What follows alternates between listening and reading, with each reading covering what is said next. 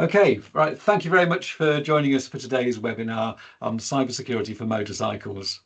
I think it's probably a good time to make a start. We'll try and keep the timing as I promised in the message I sent out. So, my name's John Peterson. I'm IDIADA's Key Account Manager based here in the UK. In addition to certain passenger car OEMs, I've specific responsibility for supporting our UK motorcycle and L category vehicle manufacturer customers. I'm joined by our automotive cybersecurity lead, Anna Siliano. Anna has a master's degree in cybersecurity and management and over 9 years experience as an automotive cybersecurity specialist. We're also accompanied by Carlos Luan. Carlos leads IDIADA's connected and automated vehicle homologation team and actively participates in legislative forums such as the UNECE and the European Commission. Carlos has over 15 years experience in helping vehicle manufacturers interpret and meet existing and new regulatory challenges. Anna and Carlos will be taking us through the main presentation, but first I'd like to explain why we've chosen cybersecurity for motorcycles for this webinar. And there are 4 key reasons. Firstly, motorcycles are incorporating increasingly complex electronic and connected features. And these enhancements should add to the riding experience and improve rider safety. But they can also introduce vulnerabilities that could detract from these goals. Additionally, IDIADA has a wealth of experience on the topic of automotive cybersecurity, and we hope that you'll take away some useful information from today's session. And finally, the UNECE has recently announced that the UN regulation number 155 regarding cybersecurity now applies to L category vehicles. So that's making compliance with cybersecurity legislation mandatory.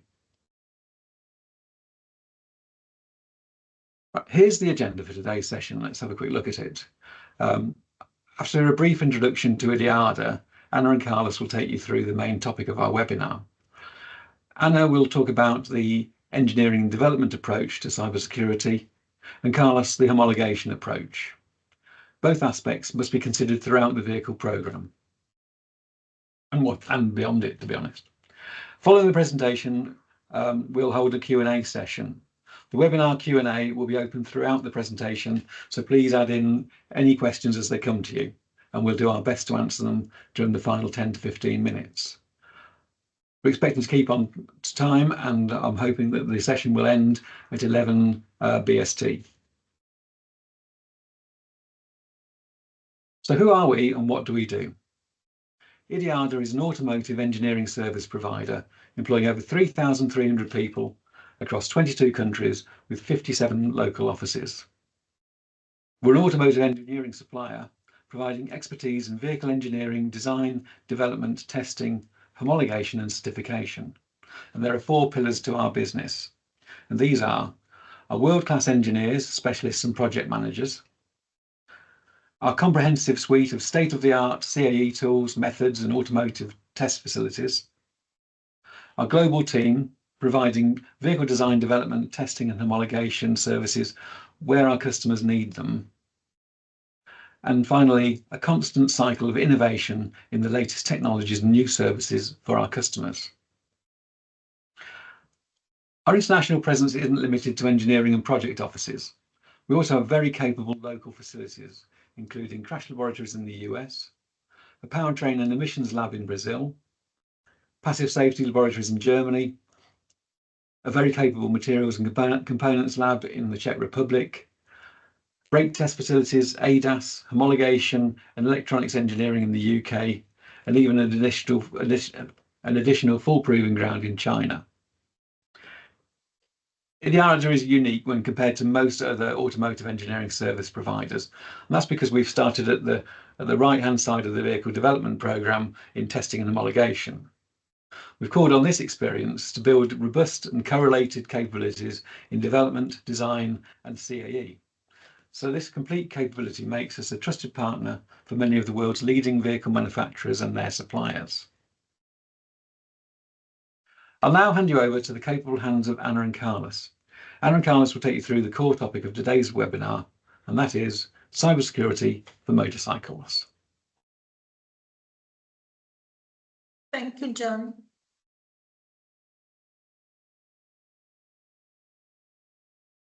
Hi everyone, thank you for joining us in this webinar. Modern motorcycles now have become equipped with advanced technology and smart systems that significantly improve performance, safety, and rider convenience. As the industry continues to integrate these sophisticated technologies and embrace connectivity, the need for strong cybersecurity measures becomes more urgent.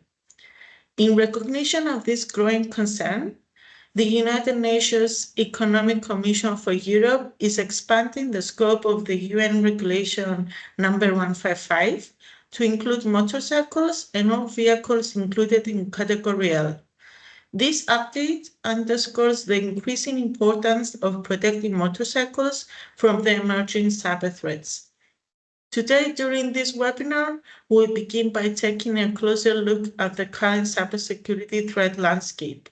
Then we'll discuss best practices for implementing a secure cybersecurity management system. And then I'll give you an overview of how IDIADA can support you in this cybersecurity journey for compliance, and Carlos continues for homologation. Motorcycle technology has advanced significantly, transforming motorcycles into sophisticated, electronically enhanced machines that offer a variety of new features. First, we have connectivity and convenience. The latest motorcycles come equipped with integrated connectivity, which allows for seamless communication between the bike, smartphones, or other devices. This enables riders to access navigation, music, or even take calls directly through the motorcycle's interface. Keyless ignition is another popular feature, providing riders with a more convenient way to start their bike without needing a physical key.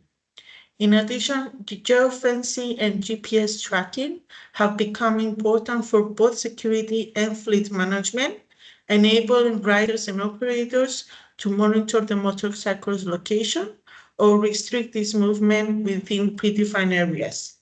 In addition, technological advancement has significantly improved safety. One of key innovations in the development of advanced rider assistance systems, also known as ARAS. These systems include features like collision warning, adaptive cruise control, and others, which enhance the rider's safety by proactively responding to hazards on the roads. Finally, the focus on performance and efficiency has led to innovations that not only improve the power output, but also optimize fuel consumption and reduce emissions. Overall, these advancements are redefining what motorcycles can do, improving rider experience, safety, and performance in many ways. At the same time, motorcycles are getting exposed to a broader range of cyber threats. Let's focus on the major cyber attack points within the motorcycle landscape, as you can see in this picture on the screen. First, we have Bluetooth and Wi-Fi interfaces. These interfaces allow for convenient connectivity, but also serve as a potential entry point for attackers. These interfaces can be exploited for unauthorized access or data interception. Next, we have ECUs, many ECUs, and ECUs controlling critical systems like the throttle or brakes that are very significant for the motorcycle's operations and the safety. If compromised, these systems could lead to severe safety risk. Another example is the tire pressure monitoring system known as TPMS, which presents a potential vulnerability as well. If tampered, it could impact again the rider's safety.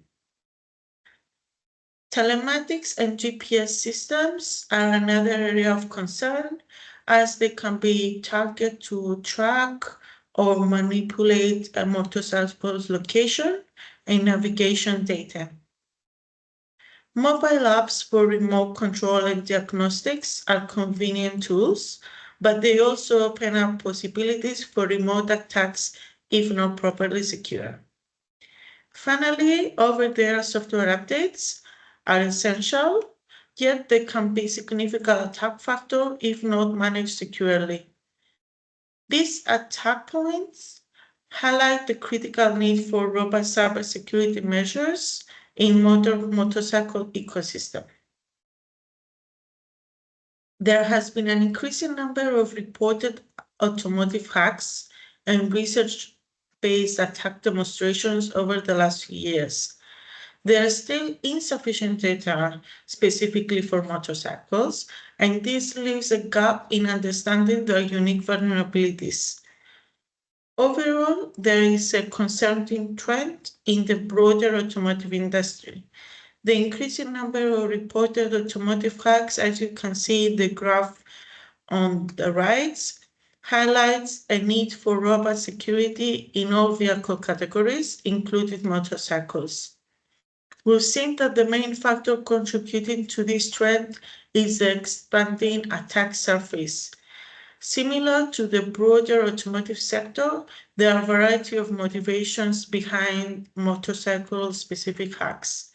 Financial gain remains a primary driver, with cybercriminals exploiting vulnerabilities for profit through theft, data breaches, or ransomware. Another contributing factor is the lack of standard implementation for cybersecurity measures and the insufficient awareness. So let's explore some more specific threats that can impact motorcycles. First, we have remote control attacks. Hackers can exploit vulnerabilities in motorcycle systems to gain remote control. This could allow them to disable the engine, control the brakes, and manipulate other critical functions, resulting to serious safety risks. Secondly, we have data theft. Motorcycles often store sensitive data, such as personal information, travel logs, or other diagnostics data.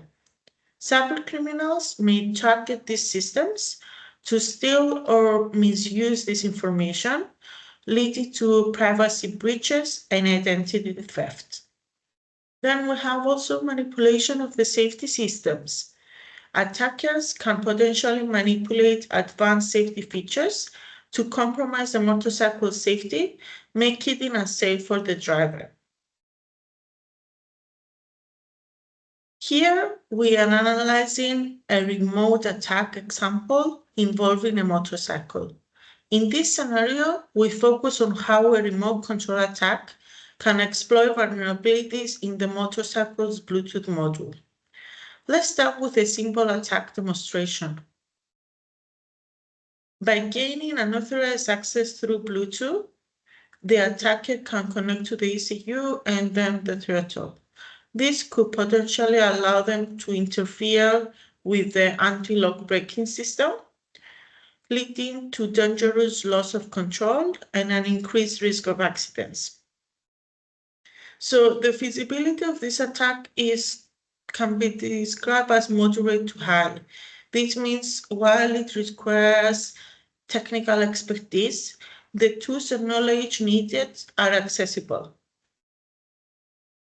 The most immediate risk is the loss of control over the motorcycle's throttle. Beyond the safety concerns, the manufacturer could face financial loss and reputational damage. Such incidents could negatively impact consumer trust and lead to costly recalls or decrease in sales. Even if this scenario here is pretty much theoretical and rare to happen, it's important to consider the risk and prove that current motorcycles are equipped with security measures to prevent them. So, the importance of compliance. First and foremost, compliance is essential for gaining market access and be able to sell motorcycles to all United Nations member countries. Next, ensuring compliance is important for managed product liability. It establishes a strong safety and secure foundation, not only for legal issues, but also for consumers. Compliance is the key to securing production approval. It verifies that the manufacturing process follows the required standards, validating the quality of the products offered. Penalty fees. Investing in compliance practically helps you to avoid potential penalty fees. This can help in the overall financial health and the operational efficiency. In addition, compliance builds consumer trust and good reputation. Above all, along with legal regulation is not negotiable. It ensures that manufacturing operations are in accordance with the law, preventing legal complications and maintaining ethical business practices. So the International Organization for Standardization, ISO, published a number of standards to define the requirements of cybersecurity activities and provide some guidance. For example, the ISO SA 21434 was published in 2021, and it specifies the requirements of cybersecurity management system regarding the whole life cycle of the electrical and electronic systems in vehicles, their components, and their interfaces. Another standard is the ISO PAS 5112, which is applicable to those needed to understand or conduct internal and external audits of the CSMS. We also have the ISO 24089, which specifies requirements for software update management system for road vehicles on both the organizational and the project level. The ISO is currently developing extra standards to facilitate compliance with existing cybersecurity requirements. Particular emphasis is given for further guidelines related to cybersecurity assurance levels, tracker attack visibility, and the cybersecurity verification and validation. So let's take a closer look on the ISO SAE 21434. This is a joint standardization effort of the SAE and ISO and aims at global involvement and harmonization. It is a successor of the SAE J3061, the first cybersecurity guidebook for cyber physical systems, which was published in 2016. ISO SAE 21434 provides comprehensive guidelines for the entire automotive industry, emphasizes the importance of cybersecurity resilience, and defines a framework for the integration of cybersecurity measures. So the ISO SAE 21434 standard is structured into 15 clauses and covers activities during the whole product lifecycle. The first few clauses introduce the scope, the terms and definitions, establishing a foundation for understanding and implementing the standard. Let's take a closer look in all the 15 clauses. Clause 5 addresses organizational cybersecurity management, detailing the roles, responsibilities, and the resources required to establish and maintain a cybersecurity culture within the organization. Clause 6 focuses on project-dependent cybersecurity management. It emphasizes the need for tailored cybersecurity processes that align with specific project requirements and timelines. The Clause 7 discusses distributed cybersecurity activities, which ensures that all parties involved in the vehicle development and production, for example, suppliers, follow consistent cybersecurity practices. The Clause 8 is dedicated to continual cybersecurity activities. This clause highlights the importance of ongoing monitoring, assessment, and improvement of cybersecurity measures. Moving to the development phases, we have clause 9, which covers the concept phase where the initial threat analysis and risk assessments are performed in order to define the cybersecurity goals. Clause 10 covers the product development, focusing the integration of cybersecurity into the design.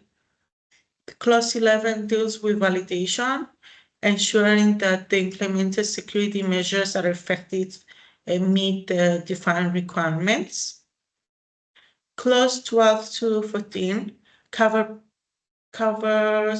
post-development activities, including production, operational maintenance, and end of support decommissioning, ensuring that the cybersecurity is maintained even after the vehicle hits the road. Finally, we have clause 15, which is dedicated to the threat analysis and risk assessment methods, providing guidelines on how to identify and evaluate potential cybersecurity risks. So in this section, we'll discuss some key guidelines for motorcycle manufacturers on how to implement a robust cybersecurity management system. First, let's start with the cybersecurity governance. Establishing strong cybersecurity governance involves creating a clear framework that defines the roles, responsibilities, and policies across the organization.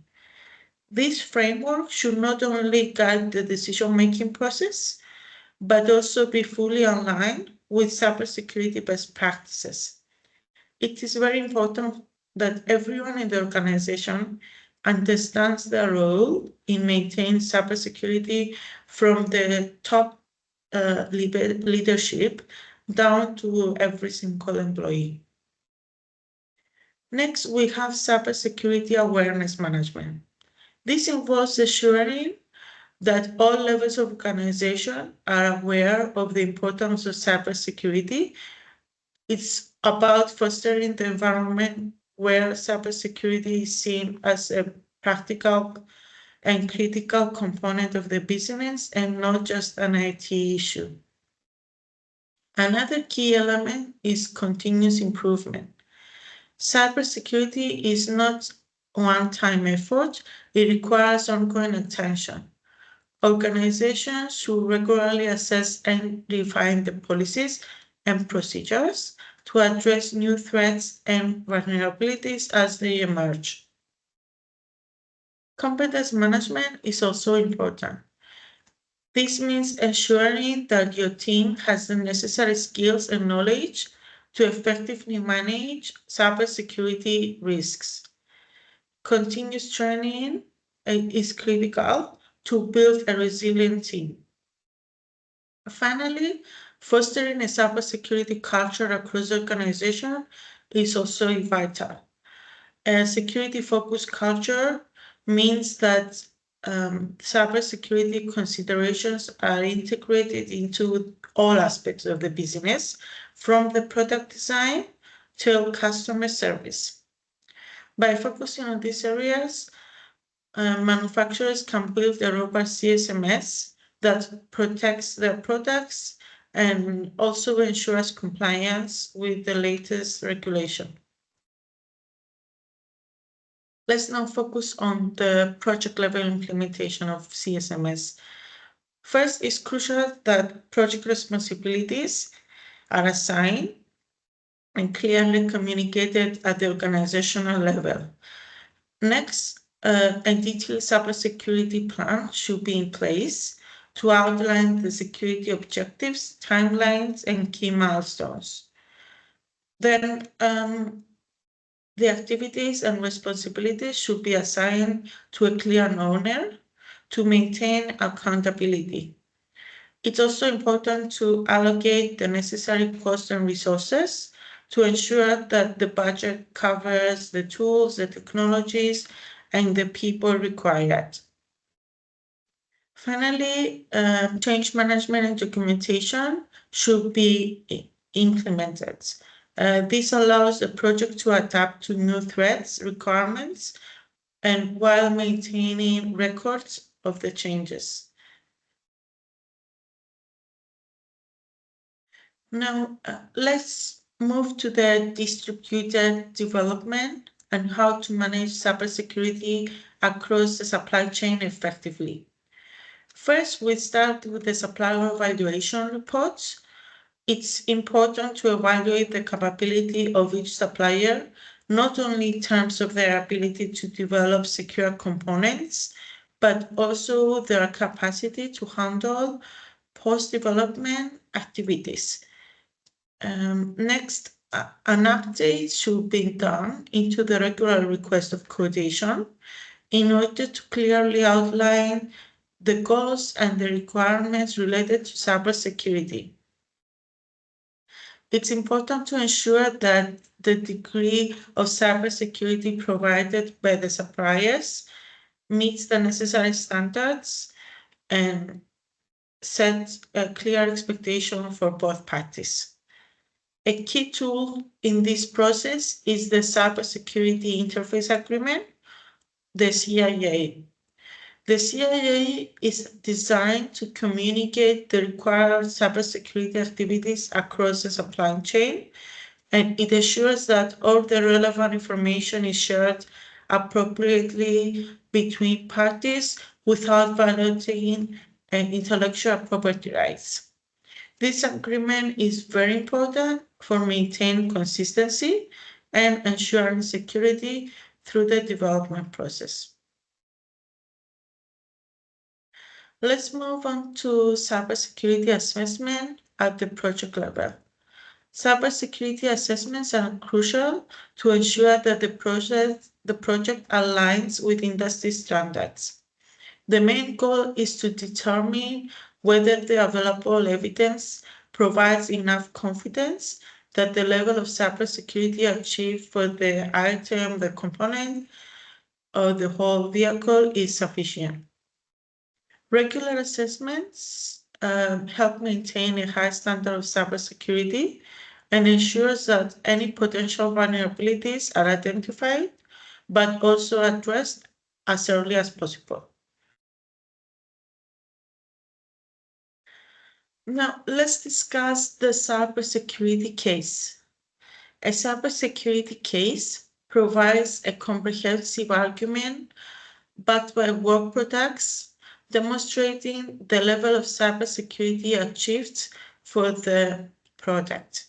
This document serves not only as a technical justification, but also as a legal defense, especially in court, provided that sufficient cybersecurity measures have been implemented. It's important to note that the cybersecurity case should be maintained throughout the product lifecycle, even after the end of production. If any modifications are made to the product, the impacts on the cybersecurity case must be reevaluated and updated. This ensures that the security argument remains valid over time. Let's turn our attention to post-development activities. Cybersecurity doesn't stop once the vehicle is developed. Cyber threats can occur at any point during the vehicle's life cycle, making the post-development activities essential to maintain security over time. Some of the key development activities include cybersecurity monitoring, incident response, and secure software updates.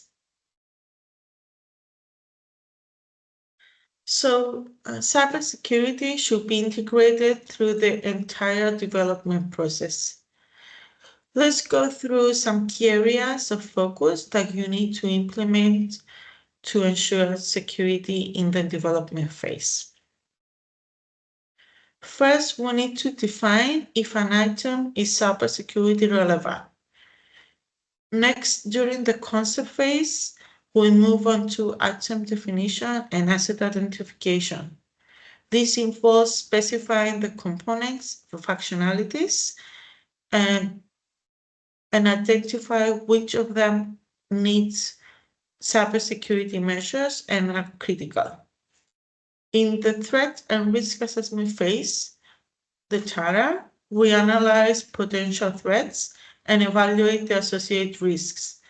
This helps us prioritize which security actions to take based on the likelihoods and the impacts of different threats. We then set clear cybersecurity goals and claims. These are our objectives and the outcomes that we'll expect from our security measures. Developing the cybersecurity concept is the next step. This involves creating a strategic plan to meet the security goals and address the identified risks. Validation is also key to ensure that the measures are effective. Through testing and evaluation, we confirm that security measures are working as intended and also meet the requirements. As we move into product development, focus is given to system, hardware, and software development. There we apply and refine the security measures. Finally, in integration and verification, we check that all parts of the system work together nicely. To support these processes, Applus IDIADA provides continuous consultancy support for vehicle development projects, helping to ensure comprehensive cybersecurity throughout all the phases. Here we can see an overview of the TARA methodology, a threat-based approach which is used to identify and classify potential threats of the system and ultimately formulate security goals and requirements. This is a standard methodology defined by the ISO 21434 standard and is mostly followed by the majority of the automotive industry. Verification and validation are important areas to work on as well. Verification confirms implementation aligns with specified security measures, and validation assures that cybersecurity measures are not only implemented but are also effective. Following the V model, IDIADA can support through all these phases and make sure that all the regularity requirements are met. Finally, it's very important to integrate and align cybersecurity with functional safety and safety for intended function, SOTIF. Activities of these areas are very similar, and internal teams need to work together for the production of safe and secure motorcycle. IDIADA has great experience in conducting projects that combine the safety and cybersecurity, and we are happy to discuss any questions you may have either during the question time or in a separate meeting. I hand it on to John now for the rest of the webinar. Thanks, Anna. That was a really excellent introduction and an overview of the development challenges that are faced with cybersecurity. Now I'm going to hand over to Carlos. Carlos is our head of connected and autonomous vehicle homologation team, and Carlos will take us through the homologation approach to motorcycle cybersecurity. Okay, thank you, John. Thank you, Anna. Let me take control of the presentation. There it is. Okay, yeah, I really liked one of the slides from Anna in which she explained the importance of cybersecurity. But there is an uncomfortable truth. And the truth is that if we are here all today, this is because there is a mandatory requirement to meet the regulation 155 in the future. And that means that for motorcycle manufacturers, it will become mandatory to be compliant with such regulation if you want to place your product into the market. So that's the kickoff for the interest on cybersecurity, I would say. And that's why I would like to introduce you a little bit about the regulation itself and also about the services that IDIADA, I was going to say that IDIADA can offer, but I'd rather say that IDIADA is already offering to some manufacturers, not only for motorcycles, because as you may know, the regulation is already in force for other vehicle categories. And the best way to start would be to show you the main reason why you are now under the umbrella of Regulation 155. This was the typical slide we were showing to passenger cars or commercial vehicles manufacturers until now, in which we showed the highlights of the regulation 155 at its latest supplement, which used to be supplement 2, in which we saw that the scope covered vehicles of categories M, so vehicles for the transport of passengers, N, vehicles for the transport of goods, and O, which means trailers, with at least one ECU. And additionally, we had the vehicles of categories L6, L7, in the case in which they had automated vehicle functions, level 3, SAE level 3 or higher. This regulation originally was adopted in June 2020 and entered into force half a year later, 2021.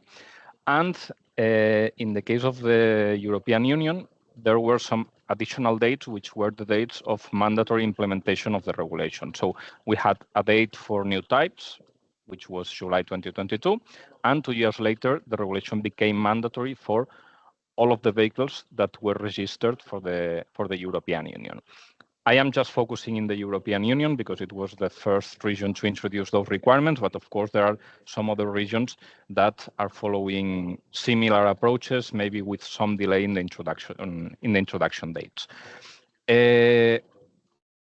Sometime later, a new supplement was published, which is supplement 3, and we can see that there are some relevant news in this supplement.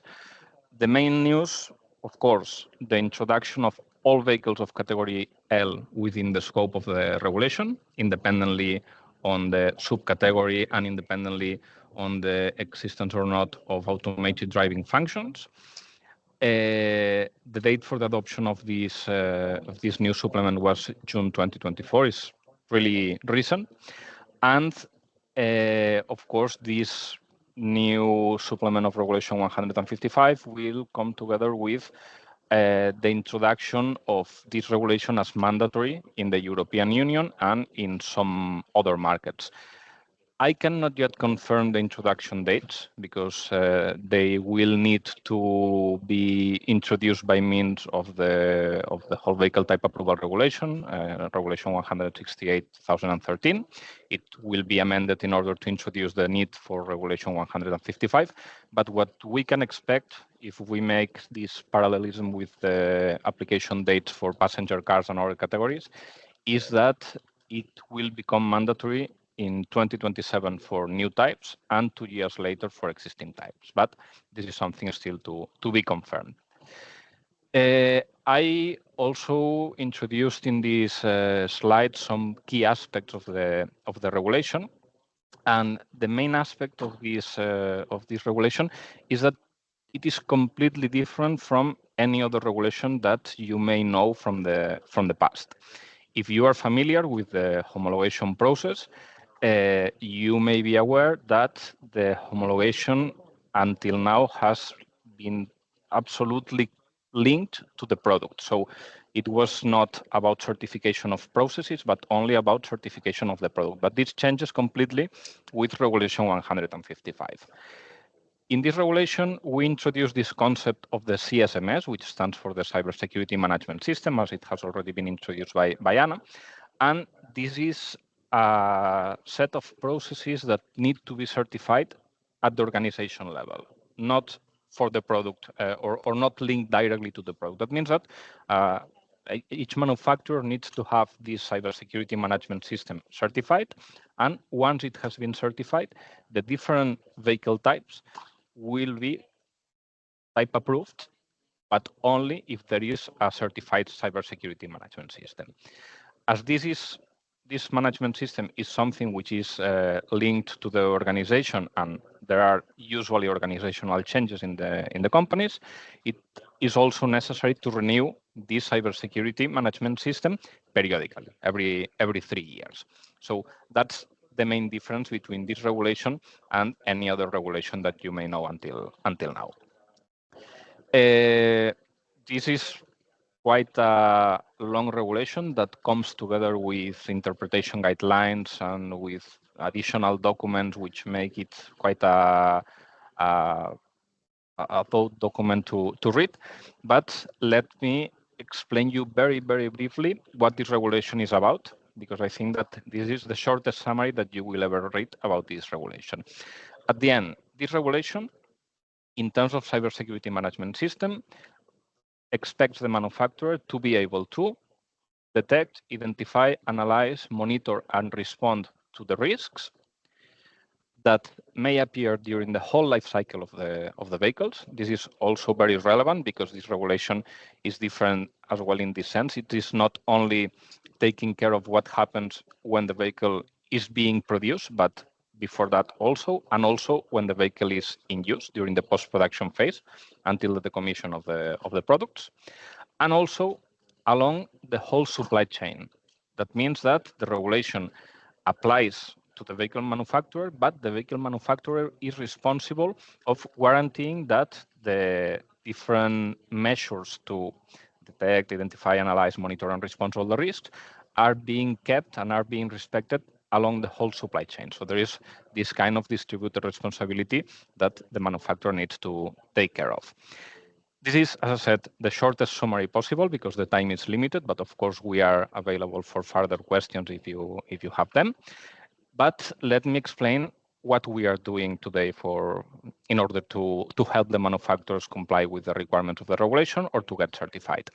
We have split our field of activity in 3 main areas. The first one, which would be the pre-assessment phase, let's say, or the pre-production phase when the manufacturer is getting ready to comply with the regulation.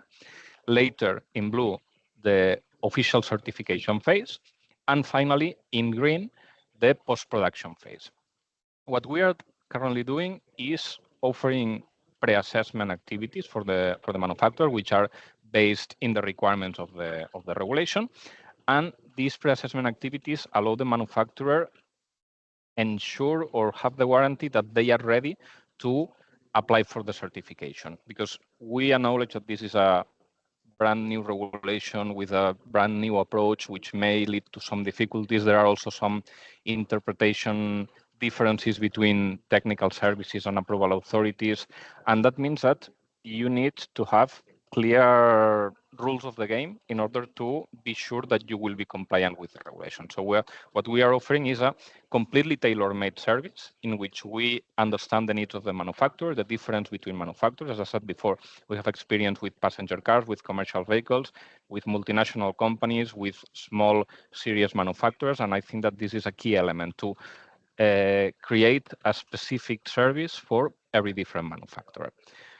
Once the manufacturer has gone through this process, the next stage is the official certification, in which we can provide this cybersecurity management system certification and the vehicle type approval. Same for software updates, even if this is not mandatory yet for motorcycles, but in the case of cybersecurity, we are offering this service. And finally, the post-certification support. There are some steps that need to be carried out after the official certification in order to maintain the certification alive, as I explained before, the renewal every 3 years of the management system, or some reporting activities the manufacturer needs to take care of. We are also offering this service. At the end, what we want to do is to offer this whole process accompaniment. We understand this regulation as a complete change from the traditional approach, in which homologation was just a small step in the whole life cycle of the vehicle, which started when the vehicle manufacturer had the prototype ready to get type approved. But currently, we have some preliminary steps and some post-production steps that need also to be taken into account. So what we are offering is this whole life cycle accompaniment, in which we can help the manufacturer ensure that there will be no delays, that there will be seamless introduction of the management system certification within the whole vehicle type approval.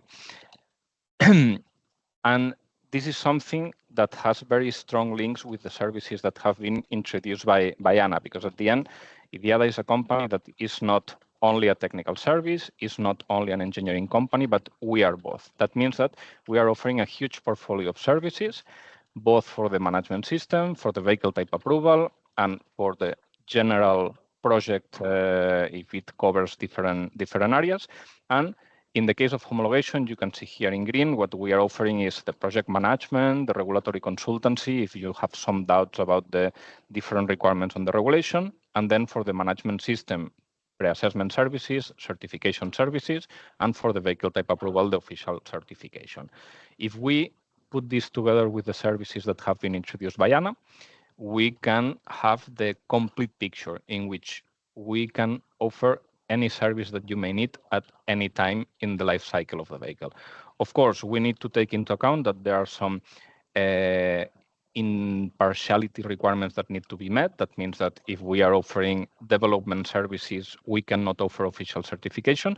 But at the end, it's just a matter of sitting together at the start of the process, understanding your needs, understanding how many blocks you will need from this portfolio of services, and trying to get the most comprehensive service we can provide, taking into account these independency and impartiality requirements. Some final remarks about our experience in this field. As I said before, we are not new on cybersecurity. We have been participating in the task force from the United Nations Economic Commission for Europe from the start of the discussions back in 2016. We also took part in the test phase in which the first draft of the regulation was tested by different technical services and manufacturers in order to better understand if the draft regulation was useful or it was not. And from that point, we started the official activities with the designation as a technical service back in 2021, and being the first accredited organization according to ISO 17025 in the European Union.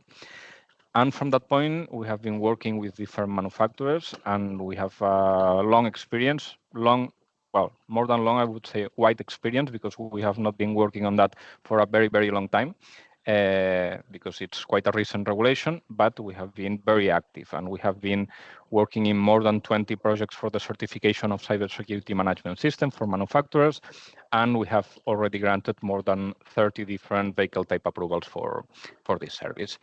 Here you can see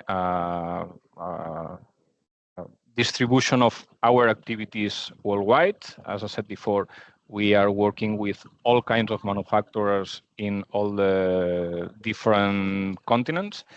We have been working in the US, in Europe, UK, Asia.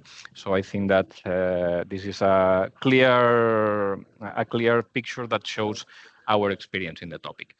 So I think I will not take that much time from you, and I will leave some time for the questions and answers. So I bring back the control to John. Thank you. Thanks very much, Carlos. Really appreciate that. So yeah, I'll have a look through the questions and answers. This is a sort of new technology for us, so there's nothing in the actual Q&A, but we have got a few questions in the chat. The first, I think you might have covered it in both slides, but it'd be good to clear it up. We've had several people have asked, including Alan, when will this be mandatory for motorcycles? Carlos, is that probably a good one for you? Yeah, I can I can take care of that. Yeah, as I was saying in the slides related to homologation, the introduction as a mandatory requirement will depend on the different regions. The most visibility we have at this point is related to the European Union, and the confirmation on the dates will depend on when it's published as an amendment of the whole vehicle type approval regulation 168/2018, 2013, which, as far as I know, is already under discussion. And taking into account the process that took place for passenger cars and commercial vehicles, what we can expect is that the regulation will enter into force or will become a mandatory requirement in 2027 for new types and 2029 for existing types, which means that we still have some time to get things done, but time is not unlimited. And this is a long process in order to not only to get the certification, but also to implement all the necessary processes. And that's why we wanted, as IDIADA, to carry out this webinar at this point in time, because I think it's a good time for the kickoff. Yeah, I think so. Thanks very much. That's really useful. We have got an excellent question from Krishna here, which is, so it's about the cybersecurity management system certification. So when working with new suppliers, is it sufficient to get confirmation of their own CSMS certification, or are they expected to have some other documentation to confirm they comply? So let me first explain from the regulatory point of view, and maybe later Anna can provide some more technical details, maybe more related to ISO 21434.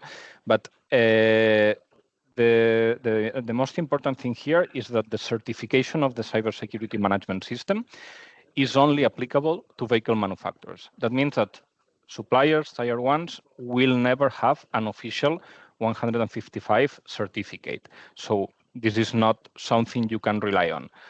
However, the regulation, ISO best practices consider different ways to take into account these distributed responsibilities in cybersecurity.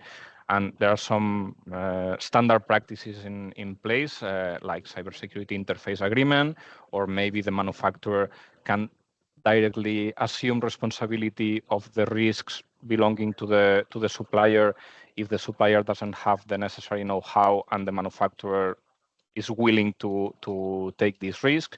But in any case, the regulation does not define how you have to do it. It just defines what you have to do, and there is some flexibility for the manufacturer to choose among different methodologies as long as the compliance with all the requirements is demonstrated.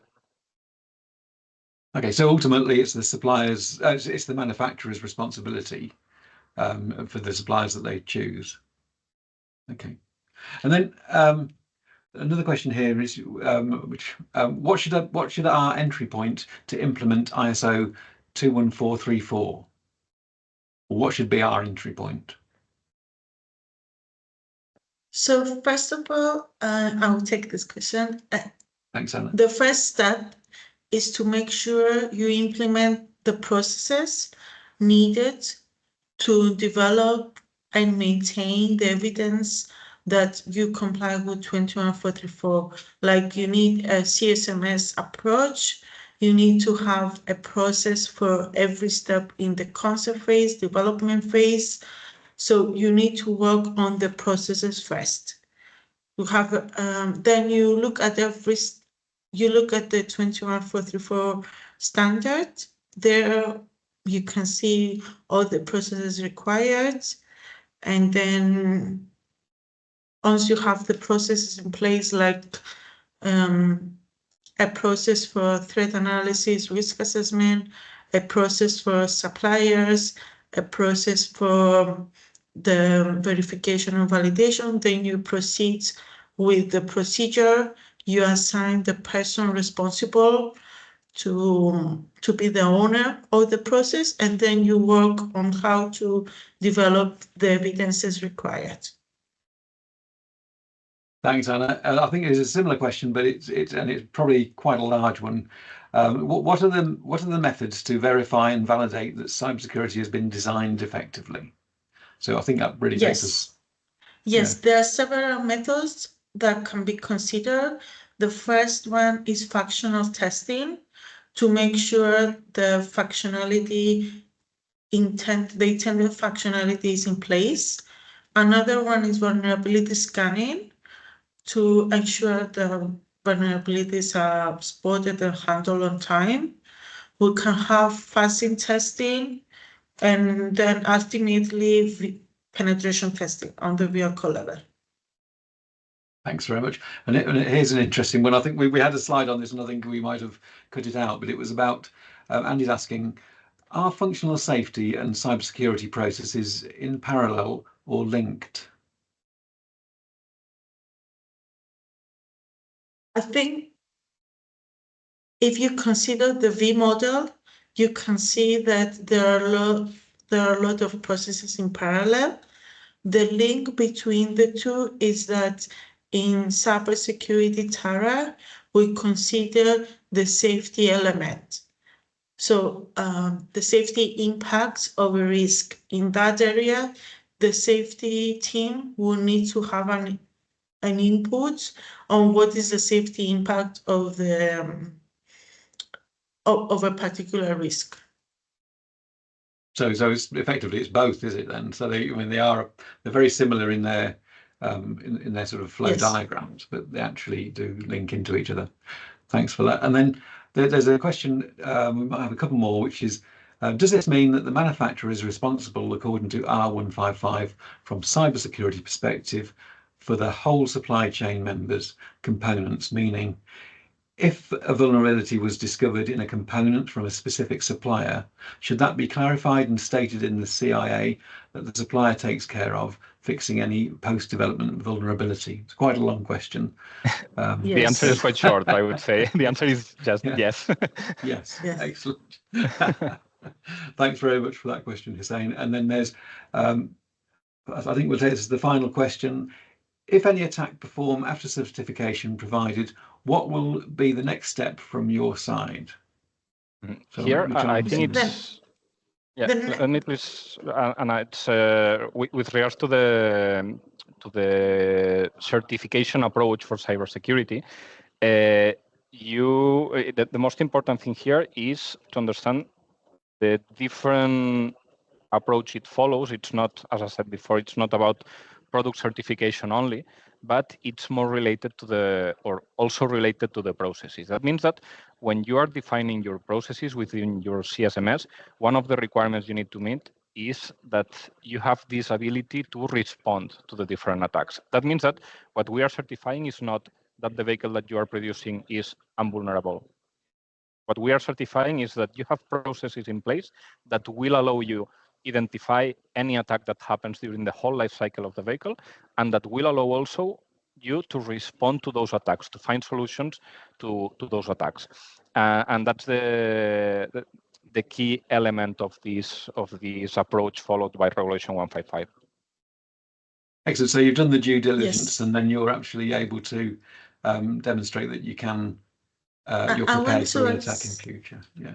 I would like to add more specific details on that question, that the regulation has specific requirements for monitoring for cyber attacks in post-development and also responding to any attack, also keeping documentation of the steps taken and update the auditor, because the relationship with the auditor is not one time.